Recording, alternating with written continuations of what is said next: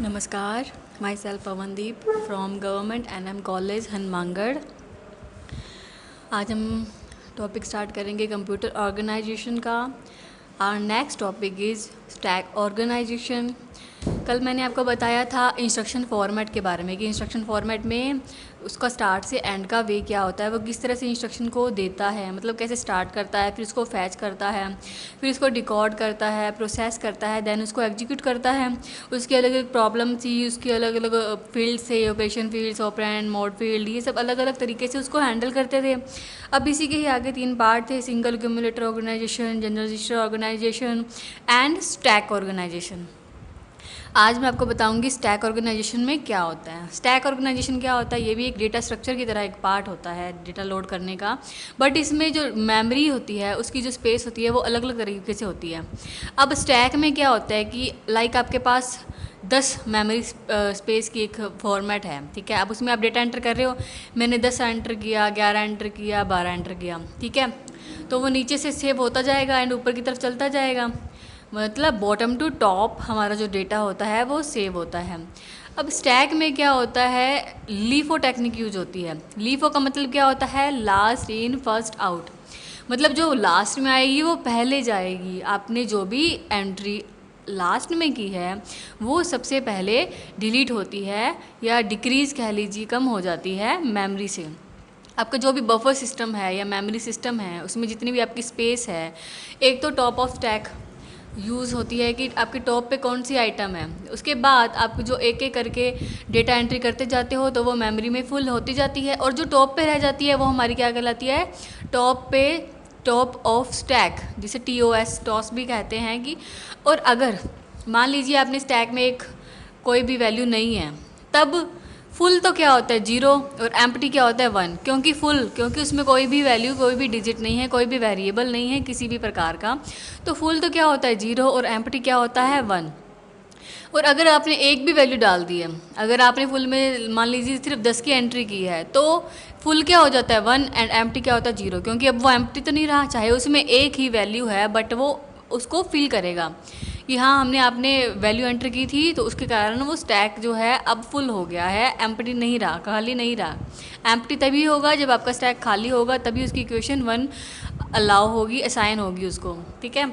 अब नेक्स्ट, अब हमने वैल्यू एंटर कर दी, तो वैल्यू इंसर्ट करना, वैल्यू का इंसर्शन करना, हमने 10, 11, 12 एंटर की है, तो ये इंसर्शन तो हो गया, कहते हैं इसे पुश। 2 ऑपरेशन होते हैं, पुश एंड पॉप। वैल्यू को इंक्रीज़ करना, वैल्यू को इंसर्ट करना, वो तो क्या कहलाता है पुश, और वैल्यू को डिलीट करना, वैल्यू को बाहर निकालना, एग्जिट करवाना मेमोरी स्पेस से, वो क्या कहलाता है pop. Push and pop 2 method होते हैं स्टैक के जिसमें ये वर्क करता है। इसकी टेक्निक कौन सी होती है, LIFO, last in first out. और इसके मेथड्स कौन से होते हैं, ऑपरेशंस कौन से होते हैं, 2 operation, push and pop operation पे ये वर्किंग करता है। पुश का मतलब होता है वैल्यू डालना, एंड पॉप का मतलब होता है वैल्यू निकालना। हमने वैल्यू डाली तो वो पुश पे आ गई, पुश इक्वल टू 1 जो भी है, और निकाली तो पॉप इक्वल टू 1 जो भी हमारी वैल्यू है। अब वैल्यू डालना और निकालना कैसे होता है, मैंने वैल्यू डाली 10, फिर डाली 11, फिर डाली 12। अब ऐसे क्या हुआ कि सबसे लास्ट में कौन सी डाली हमने 12, तो सबसे ऊपर टॉप पे कौन सी आ गई 12। अब हमें 12 को बाहर निकालना है, क्योंकि पॉप का मेथड क्या कहता है, लास्ट इन फर्स्ट आउट, जो सबसे लास्ट में आई वो पहले जाएगी। तो जब से ऊपर ऊपर कौन सी 12, अगर सबसे पहले हमें कोई वैल्यू डिलीट करनी है तो सबसे पहले बाहर कौन सी निकलेगी 12, तो 12 को हमने बाहर निकाल दिया। इसी तरह उसके बाद किसको निकाला 11 को, और उसके बाद 10 को। इस तरह से एक एक करके वैल्यू डिलीट होती जाएगी। बट टेक्निक कौन सी परफॉर्म हुई, LIFO technique, last in first out. हमारी जो टेक्निक है स्टैक ऑर्गेनाइजेशन में मेनली यही वर्क होती है, लीफो टेक्निक। और मेथड कौन से, पुश एंड पॉप। वैल्यू को डालना है तो इंसर्ट करवाना है तो पुश पुश, एंड जो डिलीट करवाना है देन पॉप। अब जो टॉप ऑफ दी होती है, टॉप ऑफ स्टैक, वो पॉइंटर कहाँ पे होता है, इंडिकेट करता है हमेशा टॉप पे कि आपकी आपकी 50 की स्पेस है और आपने फिल कितनी की 10 आपने वैल्यू फिल की, और 40 जो है वो खाली रहेगी, तो पॉइंटर कहाँ पे जाएगा 10 के पास, क्योंकि वो खाली स्पेस को कट नहीं करेगा। टॉप ऑफ द स्टैक जो भी सबसे ऊपर वाली वैल्यू होगी, जो पॉइंटर होता है स्टैक पॉइंटर जिसे कहते हैं, वो उसी डिजिट पे पॉइंट करता है जो सबसे टॉप पे उसे शो होती है। अब अगर हम बात करें इसके एड्रेस इंस्ट्रक्शन की, स्टैक ऑर्गेनाइजेशन में एड्रेस इंस्ट्रक्शन होते हैं 0 address instruction, 1 address instruction, 2 address instruction and 3 address instruction. मतलब 0 के थ्रू हम वैल्यू को इंडिकेट करते हैं तो क्या होता है, ओनली जो अक्यूमुलेटर मैंने आपको कल बताया था AC जिसे कहते हैं, अक्यूमुलेटर इंडिकेट करेगा 0 पे। 0 पे वो क्या काम करता है कि हमने सिंपल एग्जाम्पल ले लेते हैं, कोई एक्सप्रेशन ले लेते हैं, x equal to a plus B in brackets, फिर multiply in bracket c plus D. तो ये दो जो वेरिएबल हैं उनमें पॉइंटर कौन सा यूज़ हुआ, एक मल्टीप्लाई का ऑपरेशन परफॉर्म हुआ। तो टॉप का मतलब है टॉप ऑफ स्टैक, मैंने आपको बताया था यह एक मेमोरी लोकेशन है। अब इसकी एल्गो बनाए तो पुश ए टॉप ए, अगर एक एंटर करें तो पुश बी टॉप बी, क्योंकि बी जैसे जैसे डिजिट एंटर करेंगे तो टॉप पॉइंटर ऊपर चलता जाएगा। फिर ऐड कर दिया हमने टॉप पे ए प्लस बी, और पुश सी पे को एंटर किया, फिर डी को किया, फिर उनका प्लस करवा दिया, फिर दोनों का प्लस जो आया फिर उसका मल्टीप्लाई करवा दिया, A plus B multiply C plus D. तो ए प्लस बी का जो भी कैलकुलेशन है और सी प्लस बी का डी का जो भी कैलकुलेशन है वो इक्वल में होके हमें रिजल्ट मिल जाएगा।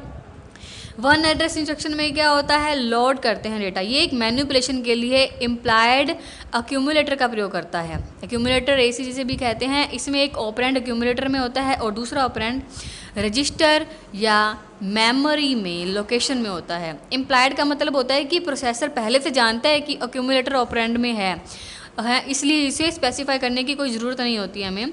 मतलब मैं आपको रिपीट कर देती हूँ, ये जो डेटा मैनिपुलेशन का काम होता है इसमें वो इम्प्लाइड अक्यूमुलेटर का यूज़ करता है, और इसमें जो एक ऑपरेंड होता है वो अक्यूमुलेटर में होता है, और जो दूसरा ऑपरेंड होता है वो रजिस्टर या मेमोरी लोकेशन में होता है। इम्प्लाइड का जो मीनिंग है मेनली प्रोसेसर से यही जानता है कि वो ये ऑपरेंड है जो वो अक्यूमुलेटर में है, इसलिए इसे कोई अलग से डिफाइन करने की, स्पेसिफाई करने की हमें कोई नीड नहीं रहती है। अब इसमें एक्सप्रेशन ले तो वही सेम ले लेते हैं, A plus B multiply C plus D. तो AC एक एक्यूमुलेटर होता है जो इसको गेट करता है। अब लोड A, फिर AC के A की वैल्यू लेगा, फिर वो B की वैल्यू लेगा, फिर उन दोनों का प्लस करवाएगा। इसी तरह से G की लेगा, D का लेगा, प्लस करवाएगा, फिर उसको मल्टीप्लाई करेगा।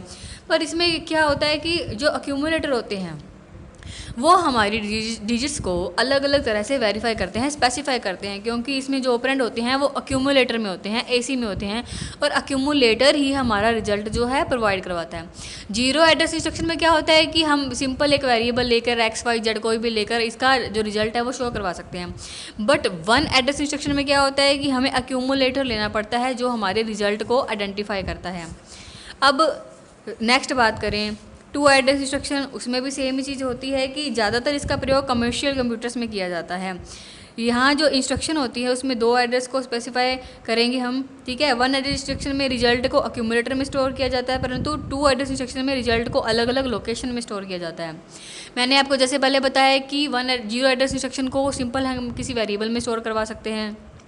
1 एड्रेस इंस्ट्रक्शन को स्टोर करवाने के लिए हमारे पास एक्यूमुलेटर होना चाहिए, एंड 2 एड्रेस इंस्ट्रक्शन के लिए हमें अलग अलग लोकेशन में स्टोर करवाते हैं।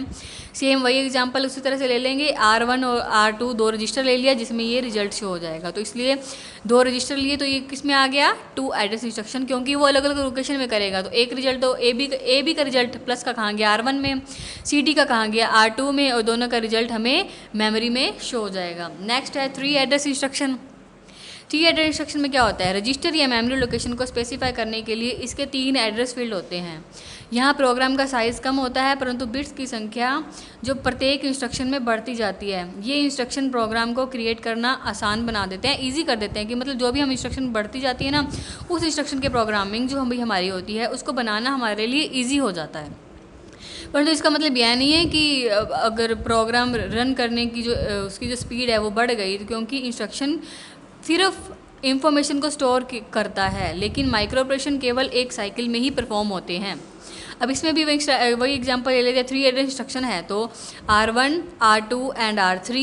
R1 में AB का प्लस आ गया, R2 में CD का प्लस आ गया, और R3 में उनका जो भी मल्टीप्लाई हुआ A plus B multiply C plus D, तो दोनों का जो मल्टीप्लाई हुआ वो किस में आ गया, R3 में, इसलिए इसे बोलता है 3 एड्रेस इंस्ट्रक्शन। तो मतलब ये अलग अलग इंस्ट्रक्शन सेट इसे परफॉर्म करते हैं। सबसे पहले हमने स्टैक को डिस्कस किया कि उसमें पुश एंड पॉप की टेक्निक, लीफो टेक्निक और पुश और पॉप का मेथड वो किस तरह से यूज़ होता है, किस तरह से वो डेटा को गेट करता है, वेरीफाई करता है। फिर हमने डिस्कस किए इसके एड्रेस इंस्ट्रक्शन 0 1 2 3। आज के लिए इतना ही, धन्यवाद।